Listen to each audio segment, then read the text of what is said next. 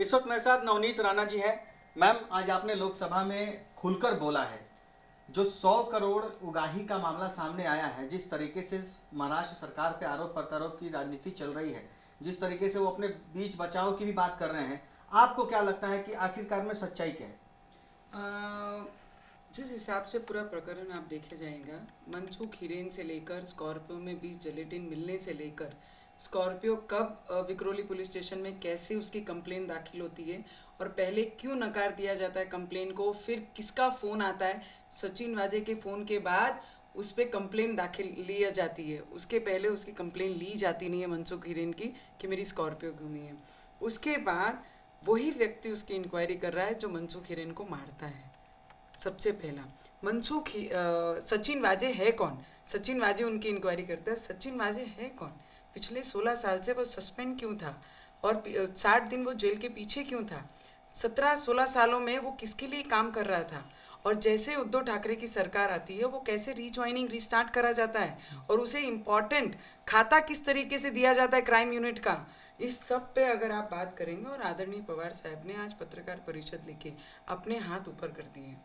कि हमारे पार्टी के गृह मंत्री का इसमें कोई इन्वॉल्वमेंट नहीं है, कि कोविड के कारण वो हॉस्पिटलाइज थे, उसके बाद क्वारंटीन थे। ये सब मुद्दों को देखते बराबर आपको और सब लोगों को और महाराष्ट्र में हर एक लीडर को, हर एक नेता को और मैक्सिमम बड़े सभी लोगों को ये पता है कि सचिन वाजे इनडायरेक्टली डायरेक्टली किसके लिए काम करता था। जब से उद्धव ठाकरे मुख्यमंत्री बने हैं, वर्षा बंगले पे ठिया उनका क्यों था सचिन वाजे का,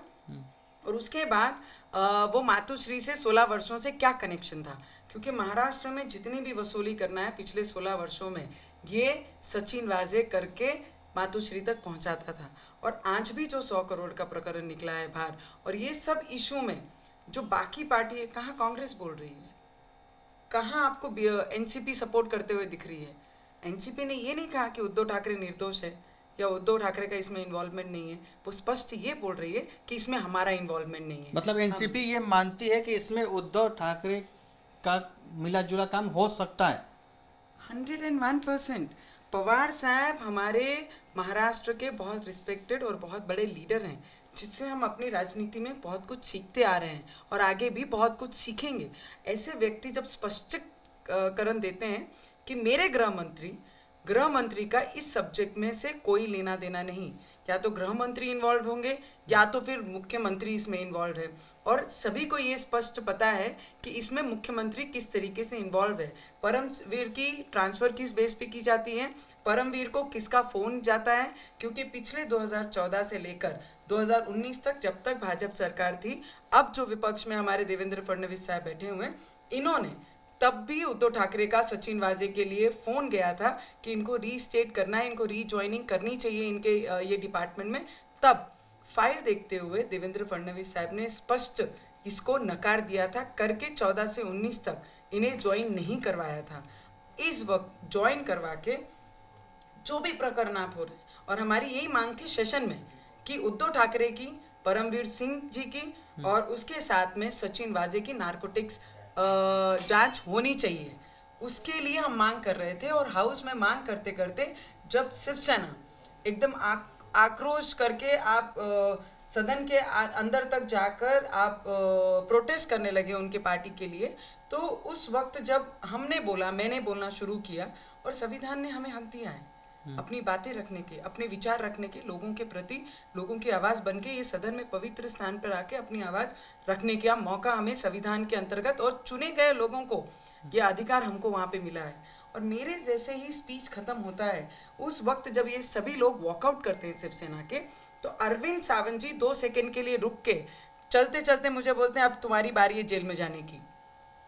मुझे बताइए, लोकतंत्र की हत्या। मतलब अब आपको धमकी दी जा रही है, लोकसभा में आपने खुलकर बोल दिया उसको लेकर, अब अरविंद सावंत आपको धमकी दे रहे हैं कि अब आपको जेल जाने की तैयारी करनी है। मुझे ऑलरेडी बहुत बार पत्रों के कारण,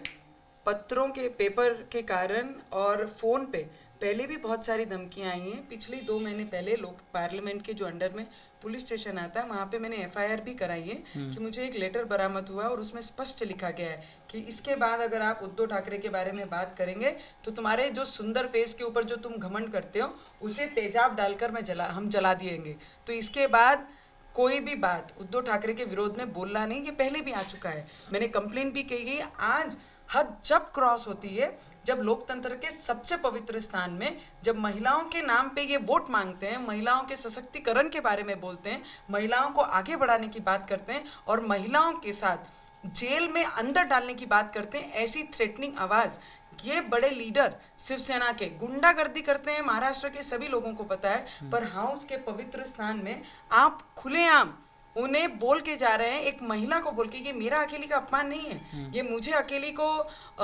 उन्होंने थ्रेट नहीं किया है। जितने लोगों ने मुझे सपोर्ट किया है, जितने लोगों ने, जितनी महिलाओं ने मुझे सपोर्ट करके यहाँ तक भेजा, ये सभी का अपमान है। मुझे लगता है इस सदन में आपने किसी को बोलना कि अब तुम्हारी बारी है और तुम्हें जेल में जाना है, मैं उनको आह्वान देती हूँ कि मेरी जहाँ पे गलती होगी, ना मेरे काले धंधे हैं, ना मेरा कोई गलत काम है, ना मैं खंडनी वसूल करती हूँ, अगर मेरा लगता है तो मुझे जब मर्जी हो, जब मर्जी जेल में डाल देना। ठीक है मैम। तो सीधा सीधा इनका कहना है नवनीत जी का कि इन्होंने आज लोकसभा में जैसे ही बोला उसके बाद इनको धमकी दी गई कि अब आपको जेल जाने की तैयारी कर लेनी है, यानी कि अब इनको भी, इनकी भी आवाज़